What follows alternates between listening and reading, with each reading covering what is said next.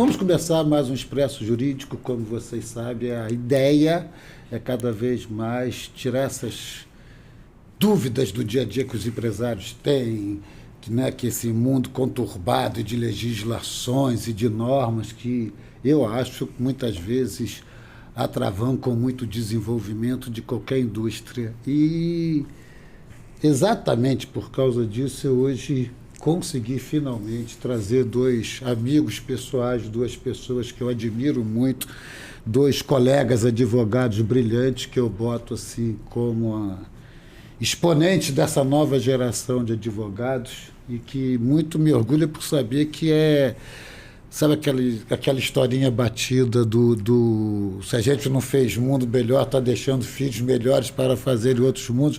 Eu acho que é o caso aqui da gente saber que tem uma geração fantástica que vai tocar isso tudo adiante e passa a compensar o trabalho que a gente acha que teve, né?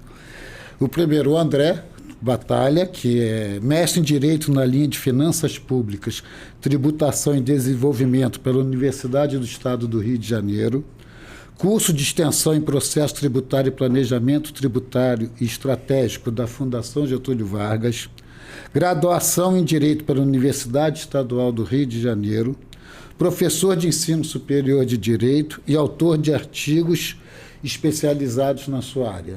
E temos também Henrique Azevedo, né, que é doutorando em Direito Público pela Universidade de Coimbra, mestre em Direito de Regulação pela Fundação Getúlio Vargas, graduação em Direito pela Universidade do Estado do Rio de Janeiro e autor de artigos e especializações. E o Henrique também, com pouca coisa para fazer, ainda foi se enfiar como membro do Instituto dos Advogados do Brasil, né? Ou melhor, Instituto de Advogados Brasileiros, antes que o Sidney Santos e o Carlos Eduardo Machado me matem. Sim. Né? E atualmente está na Comissão de Direito Administrativo e na Comissão de Direitos e Infraestruturas do IAB, né? Precisamente. Quer dizer, nós temos assunto para esse podcast, qualidade, não falta os entrevistados de hoje, para que a gente possa vir. Mais uma vez, obrigado, que eu sei que o dia de vocês é super tumultuado, e vir para cá e se dispor a fazer esse bate-papo, eu acho fundamental. Mas, lendo esses currículos, obviamente, a pergunta que não quer se calar, né, ou já para a gente abrir, a vida do empresário brasileiro é fácil? Olha, isso aí a resposta não é nem muito difícil, mas não é muito acolhedora. Vamos lá, Álvaro. Primeiro, queria agradecer pelo convite, tá? Que é uma honra, né? Não só como colega de profissão, não só como amigo, mas até como mentor. É um prazer enorme estar aqui. Não vamos evitar as mentiras, vamos aproveitar aqui. E aí o que acontece? A gente tem uma situação no Brasil que ela é muito sui generis, a gente estava conversando aqui um pouquinho antes de começar, que é ter um Estado que atua em grande medida como parceiro do seu negócio, né? Como o Henrique gosta de falar, sócio oculto. Exato. Né? Às vezes é o que mais lucra, né? Muitas vezes. Uma coisa interessante que você mencionou é a questão da dificuldade do empresário brasileiro, que fica óbvio que, de fato, é uma vida difícil, mas parte da dificuldade é saber exatamente onde essa dificuldade se encontra. E a relação com o Estado, nesse caso, é justamente aí que eles têm muita dificuldade de saber quais são as obrigações que ele vai ter que cumprir ao começar esse negócio para ter sucesso no seu empreendimento.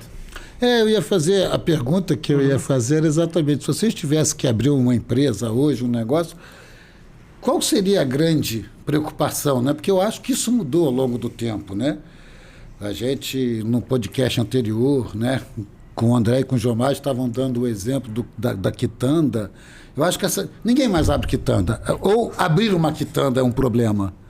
Então, né? O que seria hoje, para quem está começando nessa vida empresarial, o que seria hoje, né? Então, fazer isso? Essa eu acho que é uma questão que poderia até ser melhorada se a gente tivesse aula talvez de direito, noções básicas de direito no ensino médio, né? A quem busque isso, eu acho que seria interessante. Por quê? quando a gente fala em empreendedorismo, né, em abrir um negócio, e aí, assim, até o exemplo falando de quitanda mesmo, é possível, o sujeito quer abrir um pequeno negócio, uma loja, um comércio de bairro, né? O que o cara pensa? Um bom ponto, eu quero ver se eu tenho clientela, meu negócio faz sentido, consigo bons fornecedores. Ok, isso é o que se pensava. Isso que se pensava, pode falar aí no século passado, né? Talvez isso fosse suficiente. Mas hoje a gente tem uma sociedade muito mais complexa. E quando a gente fala nisso, não dá para a gente esquecer da atuação do Estado ali. E até como, e não falo isso de forma pejorativa, mas como atuando como agente organizador social. E aí você fala, por exemplo, eu tenho um ponto. A primeira pergunta é, seu ponto pode o que você quer fazer? Parece meio óbvio, meio até bobo falar isso. Não, mas é óbvio. Não. Se você parar para fins práticos, o sujeito que abriu o negócio dele, ele quer saber sobre o negócio dele. Vamos supor aí uma mercearia. Ele quer saber se ali ele vai conseguir, por exemplo, bons fornecedores próximos, se tem de fato demanda pela clientela ali ou de fato, vamos supor, alguma coisa que seja mais para uso residencial ou tá mais um bairro comercial, então não faz sentido abrir naquele ponto, né? Ele vai estar preocupado com a atividade fim dele, se ele consegue bons funcionários, né, bons empregados, tem pessoas de confiança ali ou não, enfim, que ele conhece alguém que possa ajudar ele naquele momento, né? Só que ele esquece, muitas vezes, que tem que entrar nessa conta também o quanto que a atividade dele é permitida, não é permitida, é aceito, não é aceito naquela localização, que tipo de regulação ele tem que seguir, que tipo de exigências o poder público faz das mais diversas áreas, né? A gente pode falar desde da mais óbvia e mais clara, por exemplo, de uma vigilância sanitária para um restaurante, mas coisas mais complexas e talvez menos óbvias, como, por exemplo, a possibilidade de fazer uma propaganda, um marketing naquele local, que ele não sabe se pode ou não. E aí o que acontece? A gente tem uma dificuldade grande, e aí talvez transcendendo para um debate um pouco mais teórico, mas relevante, porque assim, não é uma abstração pura, a gente escolheu, né, em 88 por um Estado que é dividido em 3 âmbitos federativos: União, Estado e município. E aí, falando agora como advogado, se você vir no judiciário, existe uma ampla gama de discussões e debates em que, mesmo os entes federativos, não sabem quem é que tem que cumprir a coisa. Porque a atribuição está para os 3, mas é um jogo de empurra, um empurra para o outro. Fora normas que deveriam ser complementares e não são, né? E pelo contrário, elas são conflitivas, né? E aí o que acontece? O empresário se vê, muitas vezes, até perdido, porque ele não sabe, eu verifiquei na prefeitura aqui local o que eu precisava, vi que não precisava nada. Mas aquela exigência não era da prefeitura, aquela exigência era do Estado. Então não adiantava ir na prefeitura, ele tinha que ir em algum órgão da Secretaria de Fazenda Estadual, teria que ir ao órgão vinculado ao Estado. Não, mas essa exigência não é estadual, a gente está falando de alguma coisa aí de nível federal, né? Tá próximo de um terreno de marinha, sei lá, alguma coisa que já tem outro tipo de regulação e que não é trivial. E é aquilo, o sujeito está preocupado em vender pão, vai abrir uma padaria. Tu acha que ele está preocupado se, qual é o local que o Estado, que o município permite ele atuar? Justamente. Né?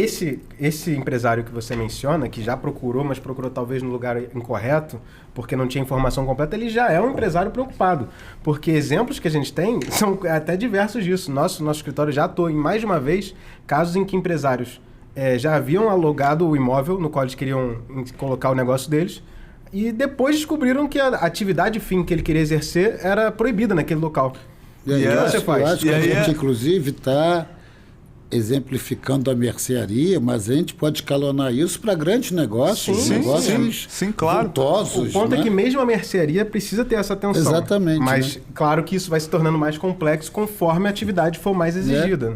O André falava bem da vigilância sanitária. Quanto mais a sua atividade é atinente a essa situação, a esses órgãos de vigilância, mais obrigações você vai ter que cumprir para que ele possa funcionar, e muitas pessoas não sabem disso, ignoram o tipo de norma que eles vão ter que E para esses empresários em geral, me veio aqui assim, o Estado com todas essas normas, porque você falou de vigilância sanitária, aí me veio todas essas agências reguladoras e etc., né?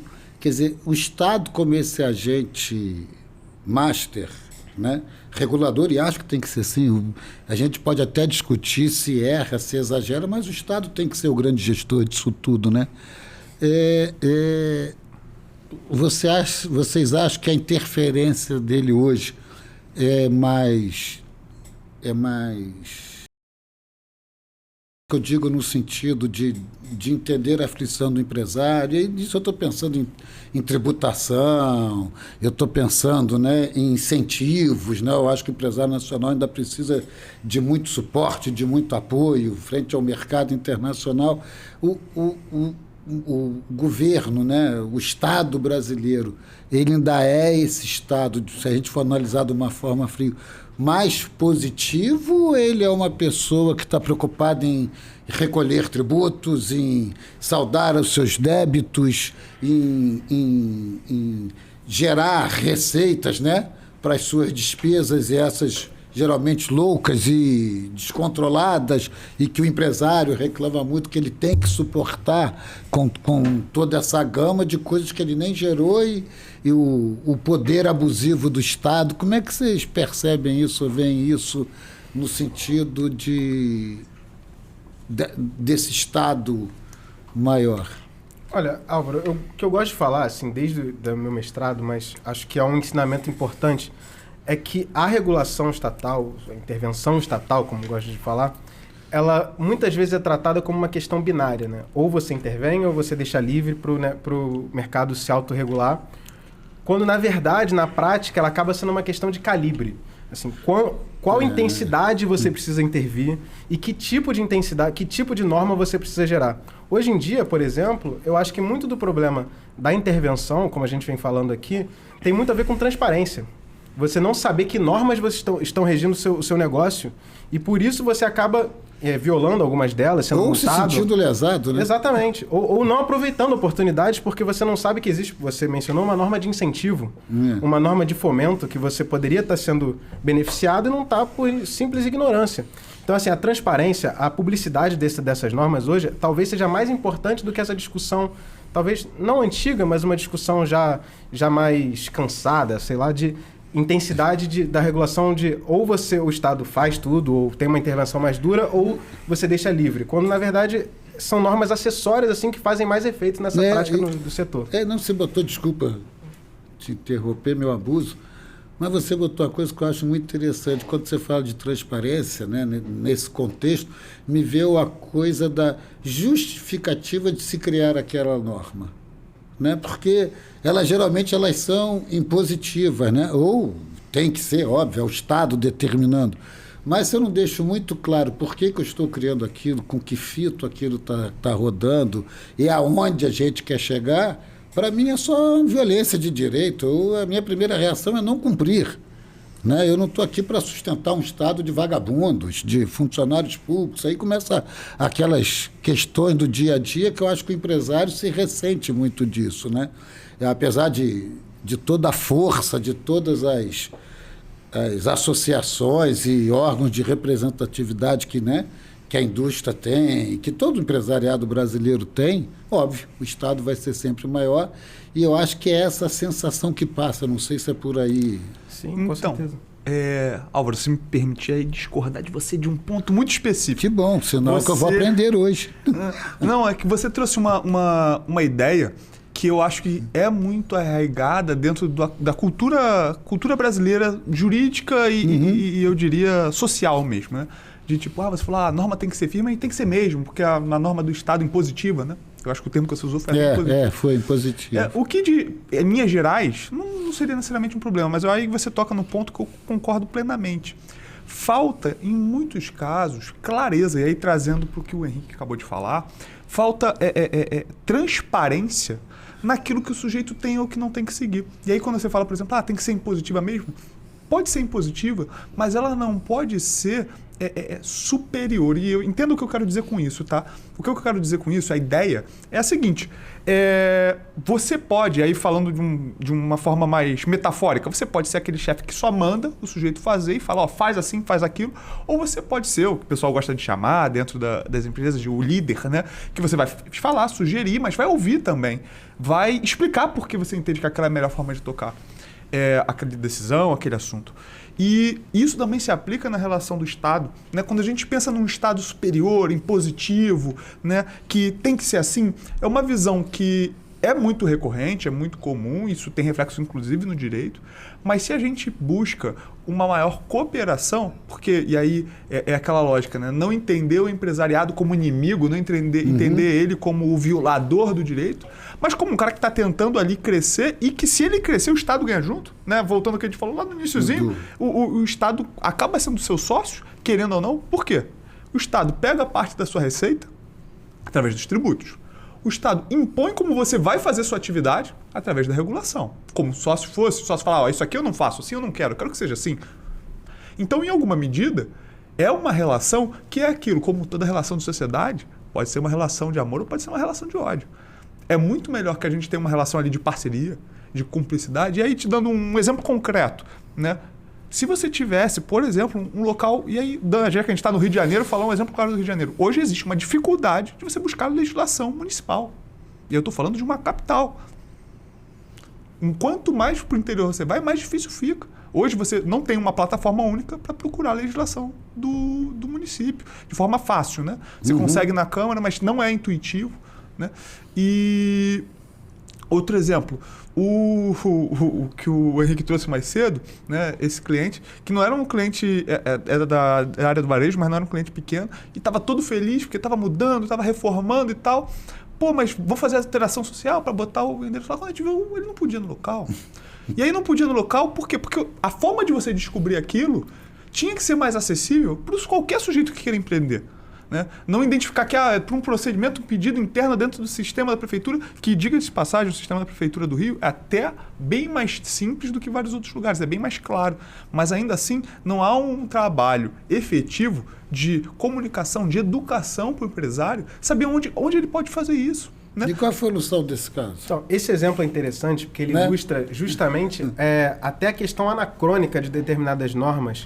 Porque o que foi impedido nesse caso é que o negócio dele era inviabilizado em lojas comerciais ou em imóveis comerciais que estivessem acima do terceiro pavimento de qualquer prédio.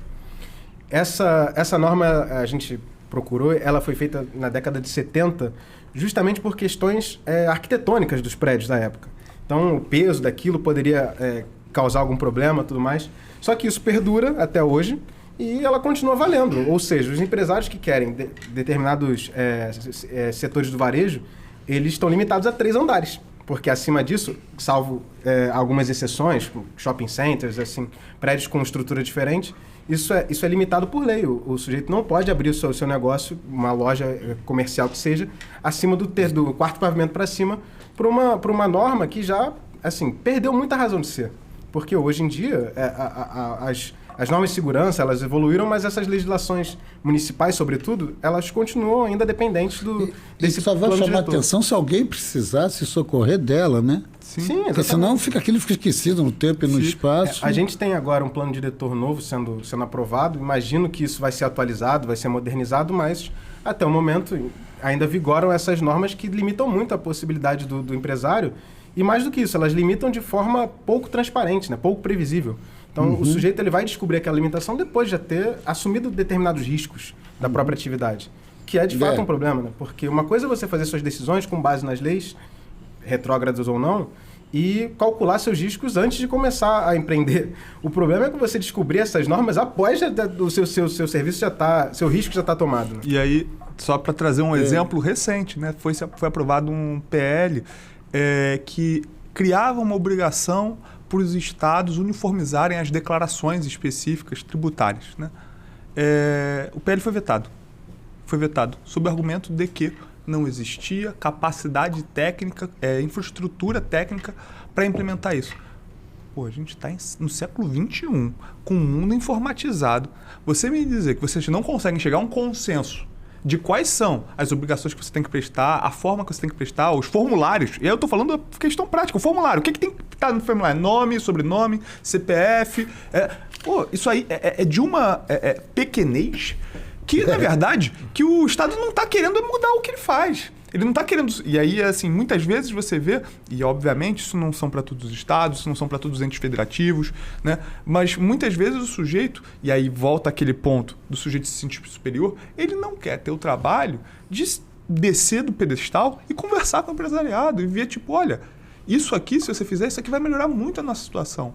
Um exemplo que eu acho que é muito ilustrativo da realidade brasileira, hoje a gente tem números que comprovam que o Brasil é o país onde se mais gasta tempo para pagar tributo. O que isso quer dizer? Mais empresas gastam tempo na contabilidade interna, com a contabilidade externa, para preencher obrigações acessórias, para recolher o tributo. A coisa, e aí falando, a gente esquecer a questão do Estado, do ente privado, qual é a coisa que você mais quer no teu negócio? Que o teu cliente te pague. Como ele vai te pagar? Pô, você dá o seu jeito, dá os seus pulos. Ah, ele vai querer pagar por boleto, vai ser Pix, vai ser... Você dá o seu jeito, concorda comigo? Eu preciso do dinheiro. É. Muitas vezes o que a gente vê, parece que o Estado não quer receber. Não quer receber. O sujeito fala, pô, como é que eu faço para pagar? Não, mas tem que fazer isso, preenche 3 formulários, 2 guias e 2 vias com assinado, com firma reconhecida, ida e volta. E a coisa precisa mais 5 assinaturas aqui. E o negócio não resolve. Não ajuda, né? E aí o presidente do banco vai lá para dizer que ele garante o pagamento. Isso não vai acontecer nunca. E aí você fala, por exemplo... Aí você frauda. E aí você fala do custo Brasil, isso entra no custo Brasil, né? Uma empresa que tem que se preocupar...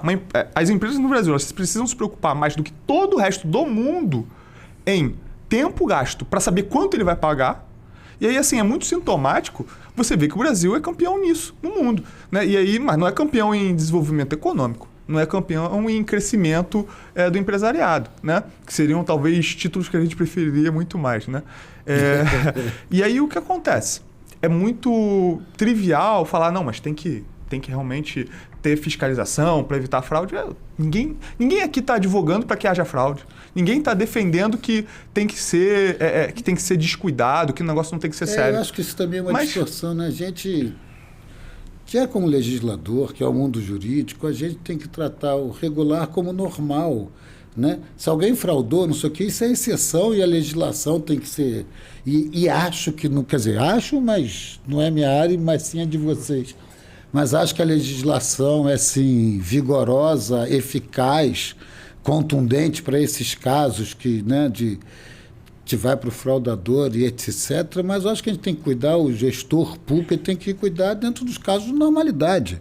Né? Eu não posso perseguir o pequeno empresário, dificultar, porque pode ser que no futuro ele se torne... Não, primeiro vamos estabelecer isso. Né?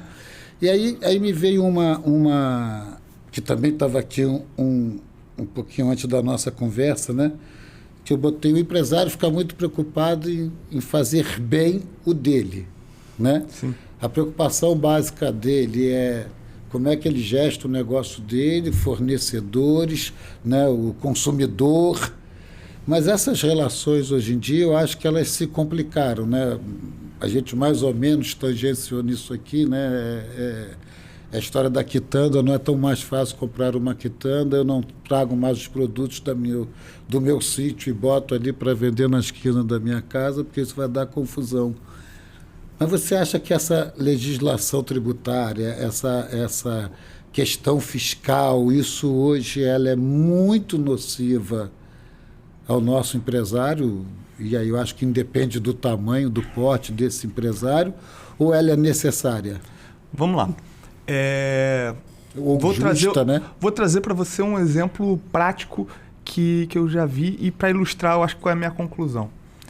Era um cliente que ele tinha uma situação em que, para usar de um eufemismo, né, vários concorrentes deles, por motivos não republicanos, não eram fiscalizados.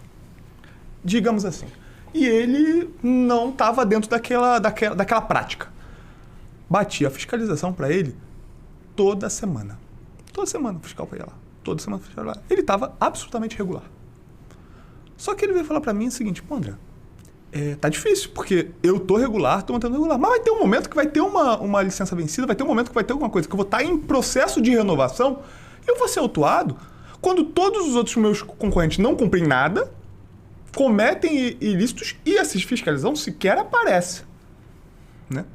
E a gente foi literalmente conversar com o fiscal e ele foi muito transparente. Ele falou o seguinte: É óbvio que vai ter um momento que você vai chegar aqui e eu vou estar com alguma coisa irregular, eu vou estar regularizando. Você está vendo que eu estou trabalhando e eu trabalho para trabalhar na legalidade. Mas eu ser autuado por isso, não é nem justo. Eu emprego, eu pago meus tributos corretamente, eu estou cumprindo todas as exigências regulatórias. O que está buscando é atrapalhar o cara que quer fazer a coisa direito.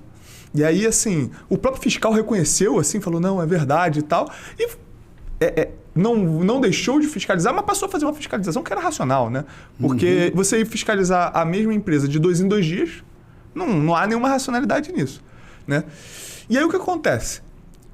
Trazendo para a tua pergunta, me parece que muitas vezes a estrutura é montada não porque ela é necessária. Algumas medidas são necessárias, isso é indiscutível. Eu concordo muito quando o Henrique fala que é uma questão muito mais de calibre, de saber o quantum, né, o quanto você vai ser necessário intervir, quanto é necessário ter uma determinada uma regulação ou não. Eu sou muito fã de revisões periódicas. Né? Você tem uma determinada regulação que ela tem que ser revista de tempos em tempos para adequar, ver o que funcionou, mantém, ver o que não funcionou, muda, melhora. E aí o que acontece? Parece que, muitas vezes, essa regulação, essa atuação estatal, ela é mais eficaz em atrapalhar quem quer agir corretamente do que perseguir o sujeito que age na irregularidade, né? O que é um contrassenso. Eu fico pensando se efetivamente essa é a realidade, entendeu? Por isso que eu te fiz a pergunta, né? Porque eu fico achando que não. E sabe o que me veio aqui daquele caso comum que nós temos aqui exemplificando, né, do cara que começa a emitir notas, né, só para dizer que ele tem um fluxo de dinheiro entre as empresas porque ele fornece ao governo. E eu me lembro você falando, cara, isso vai explodir, isso não tem como se sustentar, né? Eu fico pensando, como é que foi o termo que você usou há pouco, eu não me lembro, mas assim, alguma coisa, isso vai explodir, ou alguma coisa assim, né? Será que o empresário não está vendo que isso é pernicioso, que isso não vai dar certo? Ou isso se torna uma necessidade porque a legislação lhe é muito rigorosa nesses casos, né? A gente tem... Para mim é má gestão, não estou querendo... Sim, eu acho que a gente, quando fala fala empresário, né? A gente bota muita gente diferente dentro de um mesmo balaio. Até, né? Os aventureiros. Exatamente. E aí a gente tem, sim, empresários que não estão, talvez, preocupados em seguir as regras do jogo. E esses, muitas vezes, sequer são pegos. Ou se são, não estão preocupados, porque eles já estão assumindo esse risco. Eu acho que a grande questão que a gente tem que se perguntar faz sentido você atrapalhar aquele sujeito que está fazendo tudo corretamente ou que quer fazer tudo corretamente? Uma proposta que já se fez, por exemplo, trazendo para a seara tributária. O fiscal foi lá, fiscalizou, identificou que tem uma irregularidade. Qual é o modus operandi? O que acontece na prática? Né? O empresário está lá, chegou o fiscal, viu que tem uma irregularidade. Toma uma autuação. Vem multa, vem uma pancada de coisas ali para o sujeito ter que pagar. Ele se vê desesperado, com uma multa muito alta, e, enfim, vai correr atrás de um advogado para tentar resolver a questão. Ok. Por que não? Se identificado que esse empresário está de boa fé, se identificado que o sujeito ele não é ali um devedor quanto mais, nunca pagou um tributo na vida, funciona há 20 anos, não é um sujeito que está fraudando a Receita Federal, estadual, municipal, seja réu primário. Se faz isso para o direito penal, por que não pensar nisso, por exemplo, para o direito tributário? E identificar, olha, isso aqui que você está fazendo está equivocado, não é assim, é assado. Vou essa oportunidade. Vou te dar, estamos te dando um aviso. E isso acontece em outros países. Se faz muito mais presente essas necessidades num país de alta complexidade quanto o Brasil, né? Que a gente, às vezes, o sujeito não sabe onde procurar, não existe um site que você joga na internet, o que eu preciso seguir para virar empresário, para abrir um negócio X. Não sabe, né? E vai precisar ali de um corpo de advogados, vai precisar de um corpo de contadores, vai precisar de um corpo técnico para assessorar, mas que muitas vezes... dos advogados, aí eu volto a dizer, não estou puxando sardinha para o nosso lado não, mas é porque essas relações se tornaram tão complexas, né, que eu acho que você ter um corpo jurídico, profissionais dedicados, e para diversos temas, né, que hoje a gente tem diversos temas nisso aqui, para poder atender as demandas das suas empresas, isso é fundamental. E eu queria, se você... Só para fazer um comentário sobre esse ponto, acho que é interessante a figura do advogado no empreendimento, ela acaba aparecendo muito de forma repressiva, ou seja, o sujeito ele vai buscar um advogado quando ele já tem um problema. A porta já está arrombada, surgiu o problema. Ele já encontrou aquele obstáculo, o Estado já está ali punindo ele por algum erro que ele pode ter cometido, e aí ele vai atrás do advogado para tentar defendê-lo, para tentar amenizar a situação. Quando, na verdade, a situação poderia ser muito melhor resolvida se ele tivesse procurado esse advogado de forma preventiva. A lei preventiva, eu falei quase que consultiva, né? Tipo, ó, isso aqui, eu tenho essas opções, estou enrolado, como é que eu saio? Se ele procura um bom profissional que consegue mapear o setor no qual ele está inserido e identificar quais são as normas que ele tem que cumprir, isso vai ser mais fácil para o empresário, porque agora ele sabe exatamente o que ele precisa fazer, e mais barato, porque os honorários do advogado consultivos, como todos sabem, são muito mais em conta do que você depois ter que resolver um problema, ingressar no judiciário, fazer ações, recursos. Isso toma muito mais tempo. Os efeitos para o empresário são muito piores, né? Muito mais danoso, porque você fica com cutelo no teu pescoço, né? Exatamente. Enquanto por ali você ainda tem condições de resolver administrativamente. E você minimamente, né, quando faz essa consulta com o advogado, você tem a noção do cenário, né? Pô, eu tenho essa opção aqui, eu tenho a opção A, beleza. Quais são as consequências dessa opção? X, Y, Z. Ah, mas eu também tenho a opção B. E ela tem quais são as consequências? A consequência aqui vai ser W, Z e Y. Ah, mas eu acho que essas consequências são melhores que essas. As duas têm riscos, as duas têm suas colocações, mas pelo menos você passa a não andar no escuro, né? Porque o que acontece muitas vezes é o sujeito não sabe aquilo. Como você sabe aquilo que você não sabe? Não tem como você saber, né? É o sujeito andando no escuro, de olhos vendados, de frente pro penhasco. E não sabe se ele está indo pro caminho certo ou se ele está indo pro precipício, entendeu? E aí você pelo menos traz para ele opções. E tendo consciência... Indica que você acha mais favorável para aquele caso. Claro, trazendo para ele essa desde expertise, né, experiência, mas essa preocupação do sujeito ter clareza do que pode acontecer.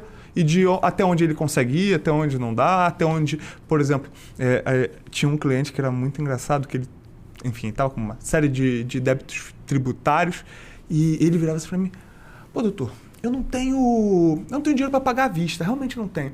Mas eu quero pagar. Ele falava para mim: não, eu quero pagar. Não tem como falar lá com eles, não. É só dar aqui, ó, se eles me derem aqui 30% de desconto, parcelar aqui tantas vezes, eu consigo fazer, tranquilo.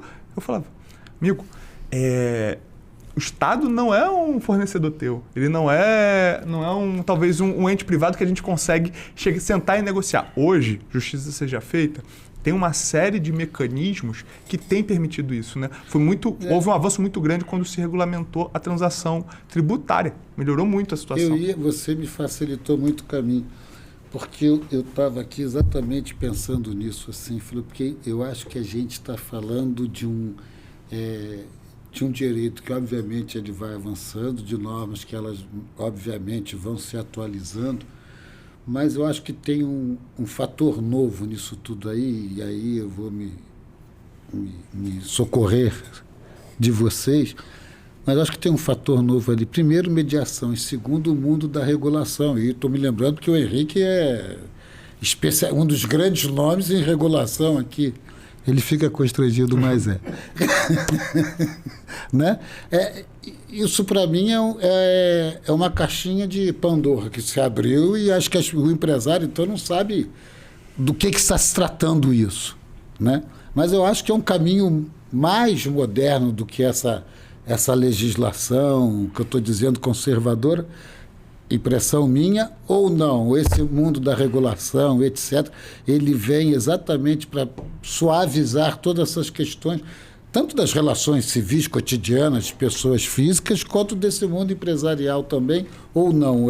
Não, com maluquice certeza, minha. Com certeza. Eu tinha um professor no mestrado que ele comentava muito sobre como a regulação, às vezes, ela é vista muito para os setores muito grandes da economia. Você fala em regulação, você pensa, pelo menos o o jurista médio ele vai pensar em nas agências reguladoras, petróleo, energia elétrica, saúde. Quando, na verdade, é uma caixa de ferramentas. Você vai pensar em alternativas para modular como os atores, né, tanto os comerciantes, empresários, os consumidores, vão agir naquele mercado e produzir um resultado final que seja positivo para todos, que o saldo seja maior. Como a gente está falando do Estado como sócio, como sócio oculto dos empreendimentos, isso fica mais claro, talvez. Nem tanto, né? Nem tanto, nem tão oculto, mas essa ideia de sociedade, de parceria entre o Estado e os empresários, torna isso mais claro, né? Quando a economia está funcionando melhor, quando as regras são claras ou são bem moduladas para aqueles setores, todos saem ganhando. Então, acho que a tendência é exatamente essa, pensar não exatamente quais normas mais incisivas ou mais livres vão ser melhores, mas assim, como você entende a dinâmica própria de determinados mercados e endereça ela com normas mais inteligentes, talvez. E às vezes isso é um pouco difícil quando a gente vem com o processo de criação de normas, né? Às vezes ele toma muito mais tempo, né? A economia evolui mais rápido que as leis. Mas, às vezes, a gente tem alguns pontos de mudança que são importantes. A pandemia foi uma delas, porque a própria advocacia é o maior exemplo.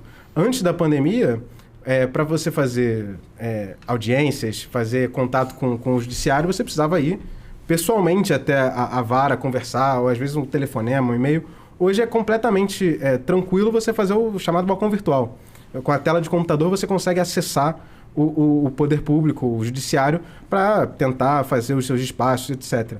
Isso é uma mudança relevante, uma mudança, não pode se dizer regulatória, mas assim, é uma mudança normativa que muda completamente a dinâmica do setor econômico. Hoje, um escritório de advocacia no Rio de Janeiro, ele pode atuar em outros estados da federação com muito mais tranquilidade, porque ele sabe que o advogado pessoalmente pode entrar em contato com o judiciário local. Né? Como a gente justamente como nós fazemos.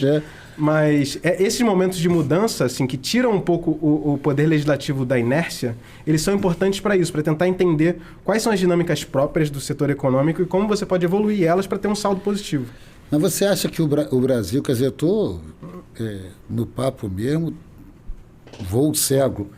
Você acha que o Brasil hoje, ou essas regulações, elas já têm um bom patamar, já estão num bom nível, elas já são discutidas, postas na mesa, até para se chegar ao senso comum de criar essas regras?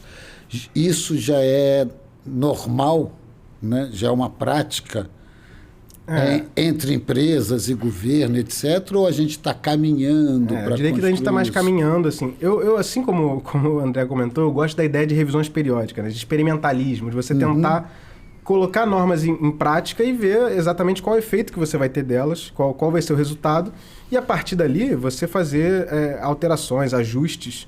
É o que eu falei do calibre, né? Você pensar, às vezes a regulação foi um pouco longe demais, o setor ficou meio sufocado demais, criou uma barreira de entrada muito grande. Ou o contrário, ou você, sem uma norma, esse mercado está se distorcendo, ele está indo para um caminho que talvez monopolista, ou o que seja. Você tem que identificar essas falhas e com essas pontualmente ir mudando ali como as cartas estão jogadas na mesa. Eu fico imaginando, depois de todo esse processo de privatizações que a gente sofreu, etc., eu achei que as agências reguladoras seriam os grandes baluartes de balizar essas relações, esses interesses. Mas eu ouço muita reclamação, nós ouvimos muitas reclamações disso. E eu fico imaginando se essas reclamações são justas ou é sempre quem tem o seu interesse imediato contrariado, você vai reclamar, né? Daí a pergunta, tipo assim, nós já chegamos num bom nível de entendimento disso, de entender da eficácia disso, né? E quanto isso é melhor do que uma legislação secular, né? Ou pesada, ou que vai demorar tanto a vir para a prática, né? Ou se ela se sobrepõe, desculpa, né? Até a legislação ordinária, né? Claro. Não, me parece que eu acho que, primeiro, para responder essa pergunta, ela depende muito do setor. Do setor, né? Tem setores e setores. Eu fiquei fazendo a pergunta, fui pensando em saúde, que vocês têm muita especialização. Tem setores que estão mais avançados, essas discussões, tem setores que estão menos avançados. Esse é um dado da realidade. E eu acho que o que falta, dentro daquilo que a gente comentou já anteriormente, né? essa percepção do agente público e do agente privado que vão buscar são dois agentes da sociedade que vão buscar um fim positivo, um saldo positivo dentro daquilo, né? Dentro dessa ideia de possível cooperação entre eles. E aí eu digo cooperação até para... E hoje acontece com muito mais frequência do que acontecia no passado, chamamento para audiências públicas, para se ouvir os entes privados sobre darem opiniões sobre determinadas medidas regulatórias, determinadas estratégias, ou minutas mesmo de regulação, e ver, olha, já fazem uma minuta de um determinado instrumento que vai regular um determinado setor, e eles abrem para aquele setor opinar sobre aquilo. Olha, não, a gente vê esse problema aqui, a gente vê esse problema aqui. Ó, não, esse ponto aqui é bacana, realmente esse problema a gente não tinha solução, agora vai passar a ter. Então, ouvir o setor e entender ali, ter de forma clara, e aí vem outro problema da complexidade do nosso sistema público, e eu vou chamar assim do nosso sistema federativo, né? Propriamente dito. Você deixar de forma clara quais são os objetivos daquele setor, porque a gente concorda comigo, Álvaro, se a gente parte do mesmo lugar, mas com objetivos diferentes, é impossível a gente chegar no mesmo local. Tá? Aí então, entra o Estado regulador, que eu acho que tem aquela forma, e tem que ser assim mais... Eu fui falar em positiva num podcast caçado, tomei um cascudo, mas de uma forma mais preponderante, né? Tipo assim... Então, nem o Estado tem isso de forma clara. De administrar isso de forma... Uma coisa... agregadora, né? É aquilo, se você me perguntar, Álvaro, para ser uma resposta de questão de prova... quais são as funções do Estado? Não, a gente vai virar e vai falar, não, nossas funções estão todas descritas e bem delimitadas pela nossa Constituição, que é amplamente prolixa e detalhista. Beleza, mas a gente sabe que a verdade não é essa. A gente sabe que depender do governante no poder, ele vai dar enfoque mais numa área do que outra, vai preferir uma determinada situação do que outra, vai ter uma política X e não Y, e por aí vai. Então, e aí isso talvez é um grande questionamento que se faz, às vezes faltar no Brasil, né, uma política de Estado e não ficar pensando necessariamente uma política de governo, né, mas uma política de Estado de longo prazo, e aí ter clareza, e esse seria talvez um papel importante das agências reguladoras. Algumas exercem isso de forma mais clara, mais efetiva, outras nem tanto. E aí eu vou falar, dentro da ideia que o pessoal fala de desenhos institucionais e tudo mais, entender a própria Receita Federal como uma dessas agências, né? Regulando de forma, obviamente, sob viés tributário, mas agindo como forma regular os agentes privados, né? E aí entendendo isso, de que forma? Quando você vai fazer aquela determinada medida, qual é o seu objetivo? Você está mudando um determinado lado, mas para que você quer isso? Isso tem que estar claro para todos os agentes envolvidos, públicos e privados. Isso, muitas vezes, é o que dificulta, eu acho, que a interação com essa sinergia, né? Muitas vezes, o ente privado acha que o ente público só quer atrapalhar ele, e o ente público não sabe o que ele quer, né? É quase que aquela panaceia das normas, é uma norma pela norma, né? Mas qual é o objetivo dessa norma? Nenhum. Ninguém nem sabe por quê, ninguém tem certeza de por quê. Se perguntar para o sujeito que escreveu, não, escrevi porque tinha na versão anterior, tinha aqui ela, e aí, achei que estava bonito, resolvi manter, né? O famoso adaptou de uma Constituição ou de uma norma de outro país, né?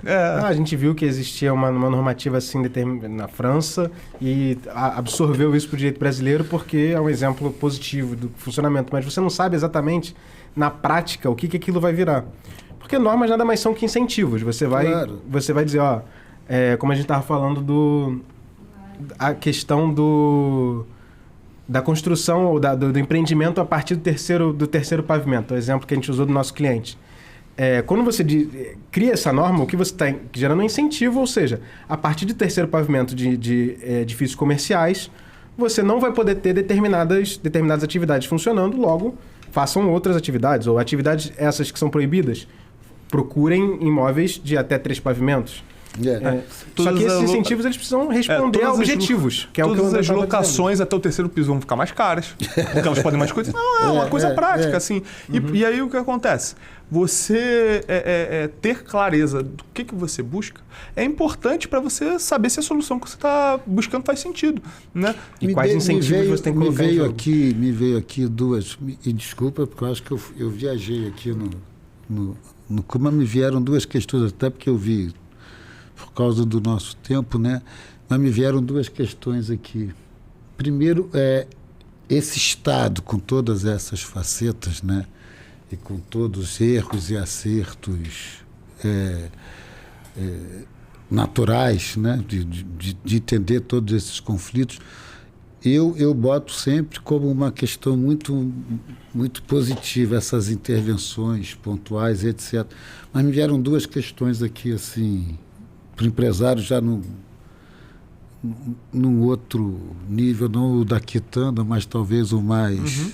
sofisticado. O mais sofisticado, ou de uma indústria mais pesada, que para mim o Estado também é o grande cliente. Com certeza. Né? O Estado é o que mais consome uma série de produtos e necessita de demandas. E esse mundo que eu estou falando, eu fico pensando nos amigos empresários que trazem essas questões, e esse mundo de licitações, e editais, e cartas convites, e coisas nesse sentido. Vocês acham que isso aumentou muito, modificou muito, alterou muito? E já vou botar aqui numa pergunta complementar, mas acho que é consequência, né? Nós estamos vivendo um momento, para mim, muito atípico com a eleição do Milei na Argentina. E eu acho que aquilo nada vai se concretizar, porque, obviamente, é uma retórica de campanha, né? Mas o poder, o Estado, aí eu estou entrando muito no direito público, essas coisas, né? Mas o poder do Estado ou do presidente da República, a gente sabe, por mais que ele tenha o Congresso, por mais as regras internacionais hoje, né? O mercado internacional hoje, ele é autônomo, ele é quase que próprio, né? Então isso cola até a página 2, ou não, ou isso pode ser um grande problema. Eram as minhas perguntas, tipo, eu botei uma é uma questão do mercado interno, né? Então, portanto, licitações, o outro é esse mercado externo que está vindo. E juro que mais não falo. Então, começar, depois eu vou te passar para falar sobre as questões de licitações no Brasil, mas assim, envolvendo a intervenção, e aí não conheço o direito público argentino para saber qual é o grau de intervenção do presidente lá, mas falando sobre o caso, a situação brasileira, né? O presidente tem uma figura atípica, uma função atípica no Brasil que tem muito poder, muito mais do que em outros países, presidencialistas também, tá? Até pela ideia de medida provisória, enfim, tem uma série de peculiaridades no nosso modelo em que o presidente... Eu diria aberrações, né? Se a gente for botar isso enquanto república na sua expressão maior, né? A gente ou pode democracia, né? É aquilo, né? Toda aberração olhada pelo ângulo certo pode ser uma coisa muito boa, né? Pode ser algo bonito. Então depende. A história da ditadura é horrível para quem está fora do poder, né? Mais ou menos isso, né?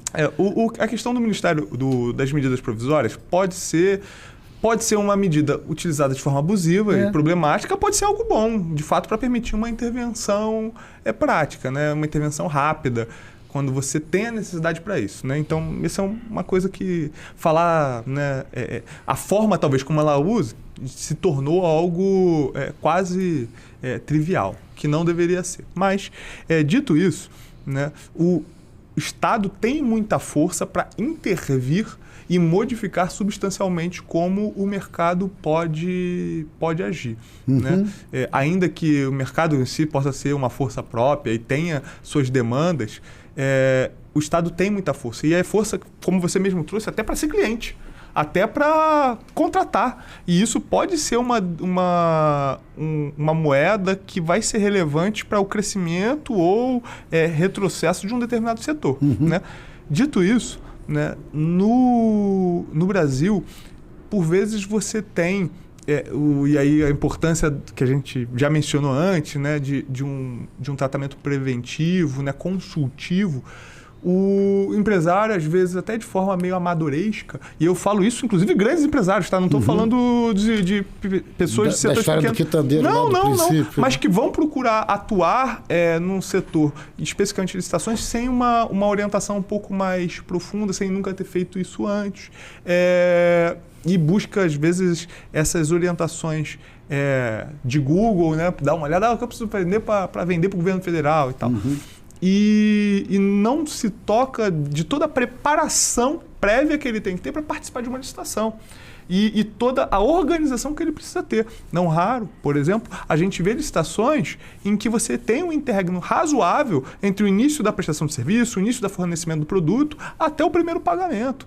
Então ele tem que ter organização para saber que ele tem que amargar aquele prejuízo durante um período que, por vezes, não é pequeno, até ele ter o primeiro pagamento. Então, isso exige uma organização prévia, empresarial, que o sujeito tem que ter consciência disso. Assim, para além de participei da licitação, ganhei a licitação, né? Ele tem que saber, na hora de prestar, não é como, por exemplo, ele vai negociar com um ente privado.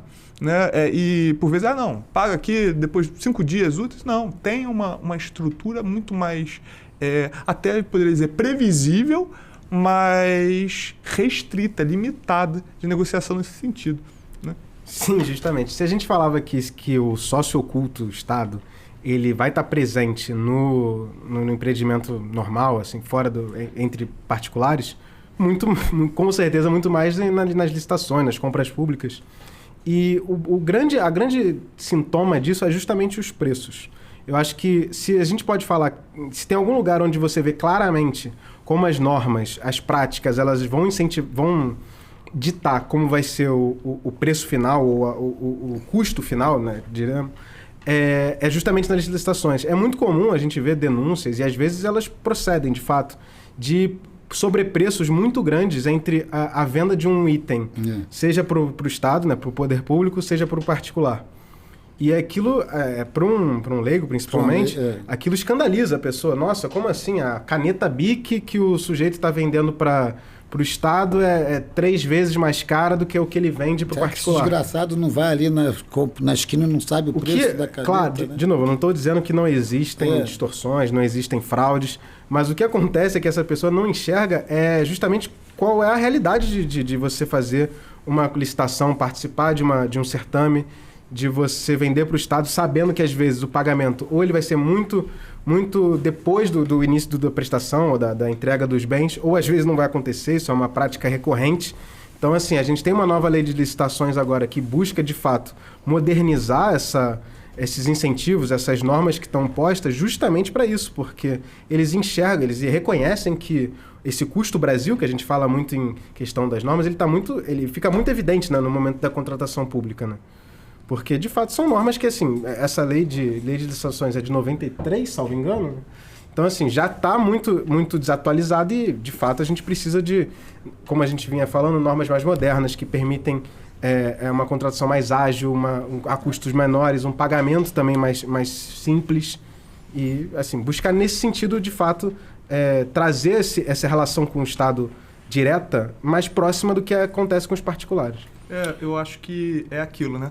Você, quando vai vender alguma coisa para alguém, e aí seja um produto, seja um serviço, você vai estudar a tua clientela, vai estudar ali quem é teu público-alvo e como é que você vai fazer isso, qual é o marketing e tal. A mesma coisa acontece quando você vai vender para o Estado. Você tem que estudar ali, olha, uma coisa, as pessoas esquecem, o Estado dá calote também, tá? Parece que não, o Estado dá calote também. E depois, só que o Estado tem um problema, depois que você vai executar a cobra dele, vai receber só imprecatório. Então, assim, às vezes é muito mais rápido você cobrar de um particular. E, assim, pesquisar, olha, esse Estado que eu estou querendo, Estado, município, o ente federativo que eu estou querendo participar da licitação, ele tem um histórico de calote? Isso é importante. Ele tem um histórico de pagar em dia, pagar com regularidade? Qual é a situação financeira do Estado? Assim como você não quer vender para um cliente que pode te dar um calote, e que pode te trazer um problema a longo prazo, a mesma coisa essa mesma preocupação tem que ter com o Estado. Como é que é? Quando é que eu vou ter o primeiro pagamento para poder me recapitalizar? Quanto tempo eu preciso ter prestando antes de receber. E saber ali que sim, na contratação administrativa você está num regime próprio, diferente. Não é um contrato normal. Muito mais precário. É. O Estado ele pode precário às vezes, em desfavor, né? Eu do acho que isso é empresário, né? tema para um outro podcast, Claro. porque senão se a gente for entrar em Sim, Argentina, só nesses essas nos coisas, a detalhes de gente... contratação pública, a gente vai até amanhã. Nós vamos demorar, né? E toda uma série de E a inovações gente já com a lei estourou nova o de tempo ali e a gente tem que ter a turma aqui rezando para a gente acabar. Eu queria agradecer mais uma vez a vocês, de verdade, que além de amigos, são esses dois jovens advogados brilhantes, mas desde já os convido para a gente acabar essa segunda etapa de falar de mercados internacionais e como é que o empresariado brasileiro cada vez mais tem que se preparar para essas novas regras tributárias nacionais e como é que isso vai afetar todo o nosso mercado interno também, né? Certeza. Gente, e a vocês todos também, muito obrigado pela paciência. Agradecer pelo convite, Álvaro, e estamos aí, à disposição. Igualmente, é sempre uma honra aqui estar a gente junto, estudando e discutindo esses temas que são muito... A gente gosta muito de falar disso. Empolga, né? Empolga. Exatamente. Então, dá vontade, de fato, de ir até amanhã conversando aqui mais... Voltaremos para outras manhãs. Gente, obrigado. Valeu.